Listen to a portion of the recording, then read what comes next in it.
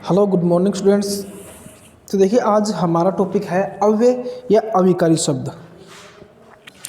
तो देखिए अव्यय और अविकारी शब्द एक ही बात होती है, चाहे अव्यय बोल दो चाहे इनको अविकारी शब्द बोल दो। अविकारी शब्द इसलिए बोलते हैं इसको क्योंकि इसमें कोई भी विकार उत्पन्न नहीं होता है। कुछ शब्द ऐसे होते हैं कि इसमें कोई भी विकार उत्पन्न नहीं होता, वो वैसा का वैसा ही रहता है। चाहे उसे स्त्रीलिंग में कहो, चाहे उसे पुल्लिंग में कहो, चाहे उसे एकवचन में कहो, चाहे उसे बहुवचन में कहो, किसी भी भाषा में उसे कहें तो हम उसे कोई भी परिवर्तन नहीं कर सकते, इसलिए उसे अविकारी शब्द कहते हैं और उसे ही अव्यय शब्द कहते हैं। तो देखिए इसकी परिभाषा है कि जिन शब्दों पर लिंग, वचन, कारक और काल का कोई प्रभाव नहीं पड़ता उन्हें अव्यय शब्द कहते हैं या अविकारी शब्द कहते हैं। तो देखिए ऐसे शब्द जिन पर ना तो किसी लिंग का वचन पड़ता है, लिंग का कोई प्रभाव पड़ता है, मतलब उसमें ना तो पुल्लिंग होता है ना स्त्रीलिंग होता है, ना ही उसमें किसी कारक किसी वचन का, यानी कि ना तो वो एक वचन होता है ना वो बहुवचन होता है, उसमें कोई भी वचन नहीं होता है, ना ही उसमें कोई कारक होता है, ना ही उसमें कोई काल होता है, तो उन शब्दों को हम अव्यय शब्द कहते हैं या फिर अविकारी शब्द भी कहते हैं। जैसे आपके सामने एक एग्जाम्पल लिखा हुआ है, घोड़ा तेज दौड़ता है। तो घोड़ा यहाँ देखो पुल्लिंगवाची है, तो एक शब्द यहाँ पर तेज आ रखा है, घोड़ा तेज दौड़ता है। यदि इसको हम स्त्रीलिंग में कहेंगे तो लिखेंगे घोड़ी तेज दौड़ती है, घोड़ी तेज दौड़ती है। यदि इसको बहुवचन में लिखेंगे, ये तो एक वचन हो गया, बहुवचन में लिखेंगे तो लिखेंगे घोड़े तेज दौड़ते हैं।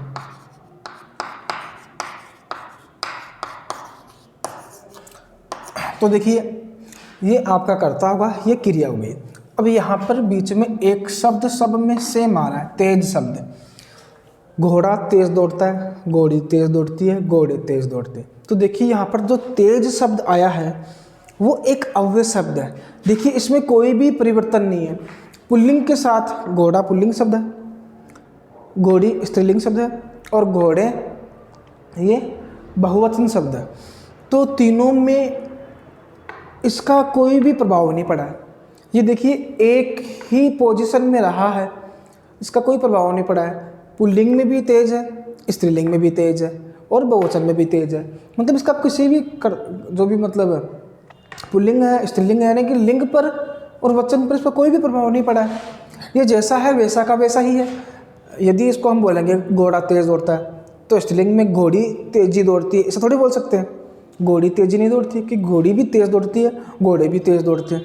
तो इसलिए इसका कोई भी प्रभाव नहीं पड़ रहा है, ना तो पुल्लिंग में प्रभाव पड़ रहा है, ना स्त्रीलिंग में प्रभाव पड़ रहा है, ना ही वचन में इसका प्रभाव पड़ रहा है। कि बहुवचन हो चाहे एक वचन हो, शब्द तो तेज ही रहेगा, इसका कोई भी चेंजेस नहीं होगा। इसलिए इसे हम अव्यय या अविकारी शब्द कहते हैं। इसे अविकारी शब्द कहते हैं क्योंकि इसमें कोई भी बदलाव नहीं आया है, इसलिए इसे अविकारी शब्द कहेंगे। अब बात करते हैं कि इस अविकारी शब्दों की, अव्यय शब्दों के भेद कितने होते हैं। तो अव्यय शब्दों के 4 भेद होते हैं। अव्यय शब्दों के 4 भेद होते हैं। 4 भेद कौन कौन से हैं?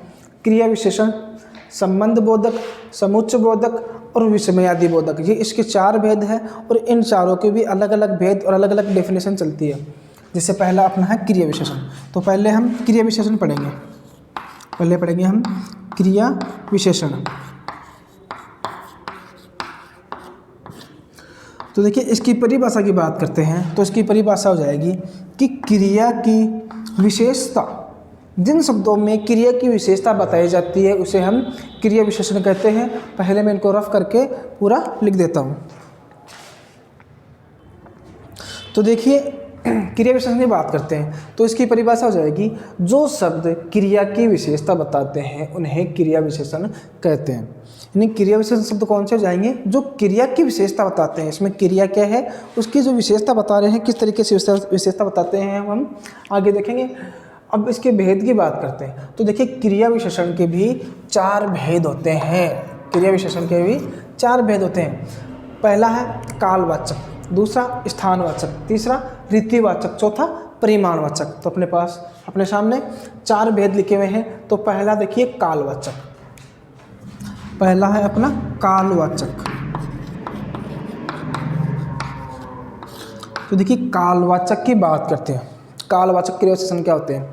वे क्रिया विशेषण शब्द जो काल संबंधी यानी कि समय संबंधी शब्दों के बारे में बताते हैं, यानी कि वे क्रिया विशेषण शब्द जो क्रिया की समय संबंधी विशेषता का बोध कराते हैं।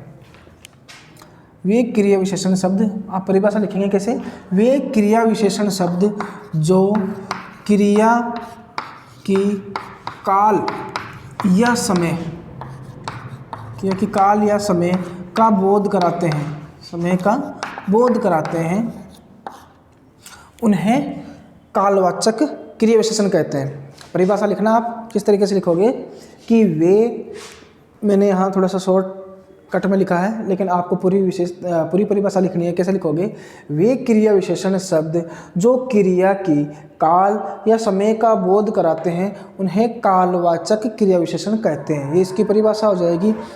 अब इसकी बात करें तो देखिए, काल संबंधी कोई भी क्वेश्चन आता है उसे हम कब, इसकी पहचान है, पहचान बता रहा हूँ आपको कि कब से कोई भी क्वेश्चन करते हैं और जो हमें आंसर मिलता है वो कालवाचक क्रिया विशेषण का होता है। जैसे सीता प्रतिदिन मंदिर जाती है, सीता प्रतिदिन मंदिर जाती है। तो यहाँ देखिए, सीता प्रतिदिन मंदिर जाती है। हम क्वेश्चन करते हैं कि सीता कब मंदिर जाती है, सीता प्रतिदिन मंदिर जाती है। तो ये शब्द अपना, इसे हम अव्यय शब्द भी कहते हैं। शब्द में तो अव्यय शब्द कहेंगे, और उसके भेद में यदि पूछे तो वो हो जाएगा कालवाचक क्रिया विशेषण का भेद।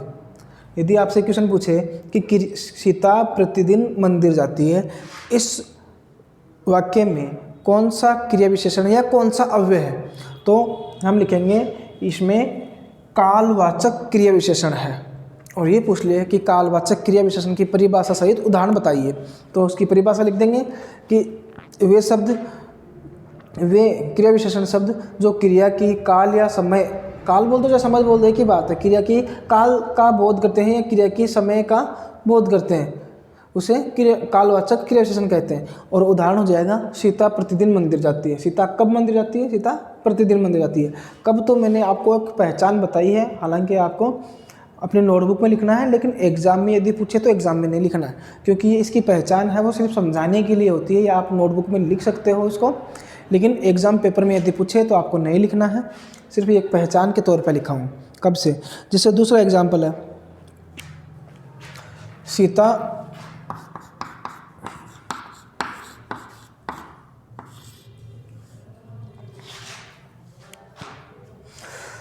दिन भर पढ़ती है, सीता दिन भर पढ़ती है।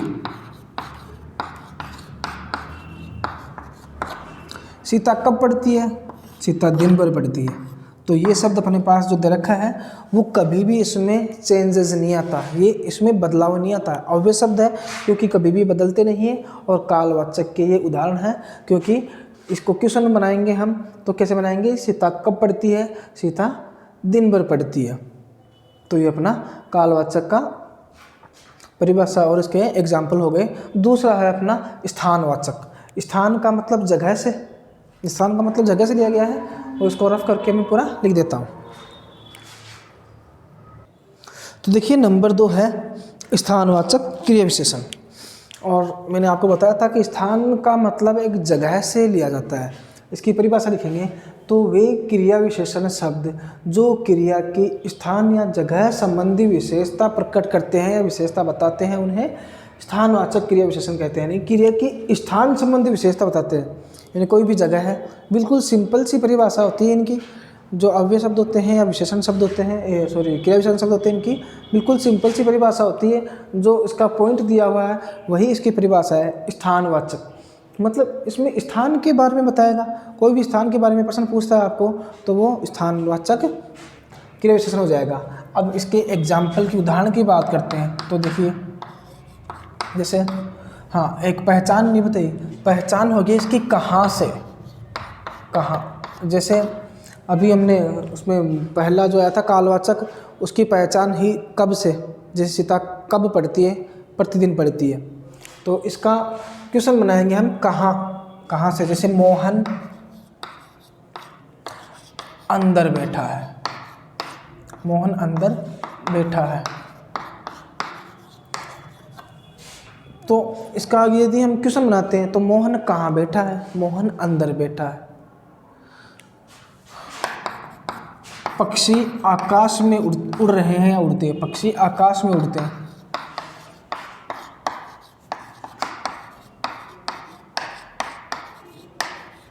पक्षी आकाश में उड़ते हैं, पक्षी कहाँ उड़ते हैं, आकाश में उड़ते हैं।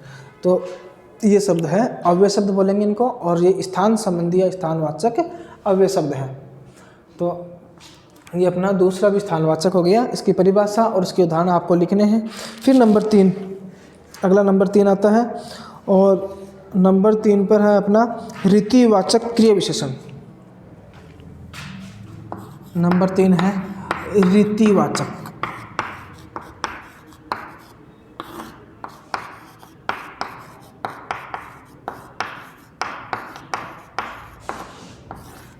रीतिवाचक क्रिया विशेषण। तो देखिए रीतिवाचक विशेषण की परिभाषा होगी कि वे क्रिया विशेषण शब्द जो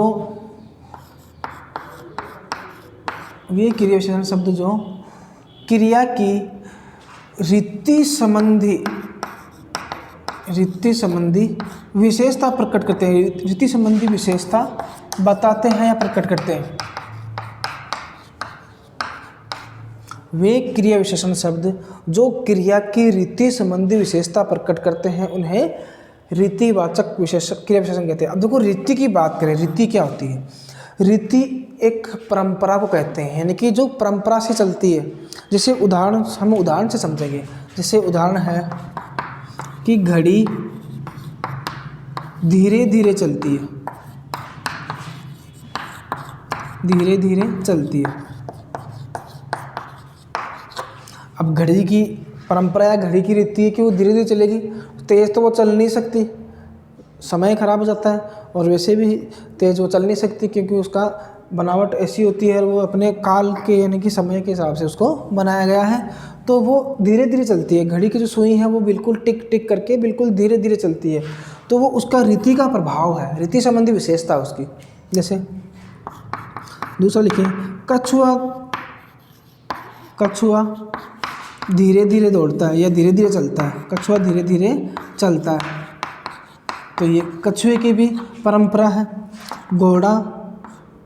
घोड़ा तेज दौड़ता है, घोड़ा तेज दौड़ता है या तेज चलता है। अब घोड़े की भी परंपरागत स्थिति है कि घोड़ा तेज चलता है, दौड़ेगा तो तेज दौड़ेगा, चलेगा तो तेज चलेगा। मैं बात सिर्फ दौड़ने की कर रहा हूँ यहाँ पर, तो घोड़ा बहुत तेज़ गति से दौड़ता है।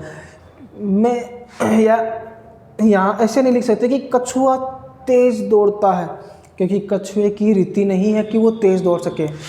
उसकी रीति, उसकी परंपरा ऐसी, बनावट ही ऐसी है कि वो धीरे चल सकता है, तेज़ चल ही नहीं सकता।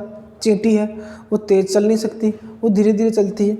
तो इसी तरह घोड़ा भी तेज़ ही दौड़ता है। अब आप ये सोचते होंगे कि घोड़ा तो तेज़ चलता है, घोड़ा तो धीरे भी चलता है। तो घोड़े की चलने की बात नहीं या दौड़ने की बात कही जा रही है कि घोड़े की रीति, उसकी परंपरा ऐसी होती है कि वो बहुत तेज़ गति से दौड़ता है। लेकिन कछुए को यदि दौड़ाया जाए तो वो बहुत ही धीरे धीरे हल्के हल्के दौड़ता है। तो इसकी ये परंपरा, नीति ऐसी है, इसलिए इनकी विशेषता कही जाती है। तो अपने 3 पॉइंट हो चुके हैं। नंबर 4 पॉइंट है अपना परिमाणवाचक क्रिया विशेषण। और हाँ, इसकी यदि प्रश्न की बात की जाए तो इसका प्रश्न हम कैसे, जिसका इसका कहाँ बनाया था, वैसे इसका प्रश्न हम कैसे से करते हैं। कैसे, जैसे घड़ी कैसे चलती है, घड़ी धीरे धीरे चलती है। घोड़ा कैसे दौड़ता है, घोड़ा तेज़ दौड़ता है। तो इसका क्वेश्चन हम कैसे शब्द से बनाएंगे, यानी कैसे शब्द से जो हमें उत्तर मिलता है वो हमारा रीतिवाचक क्रिया विशेषण का होगा। ठीक है। अगला और लास्ट पॉइंट है अपना परिमाणवाचक क्रिया विशेषण। तो देखिए अगला और लास्ट पॉइंट है परिमाणवाचक क्रिया विशेषण। तो देखो, परिमाण का मतलब होता है मात्रा, मात्रा का मतलब नाप तोल से कहा जाता है।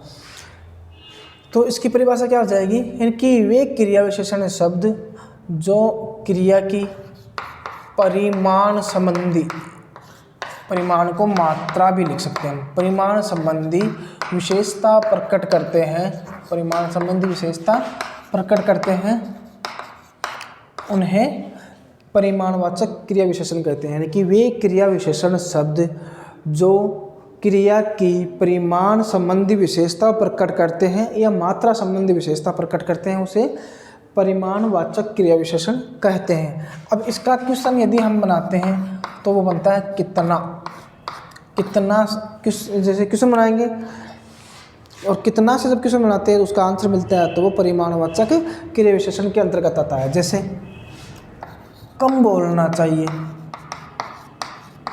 कम बोलना चाहिए, ये इसका उदाहरण है। ज़्यादा पढ़ना चाहिए,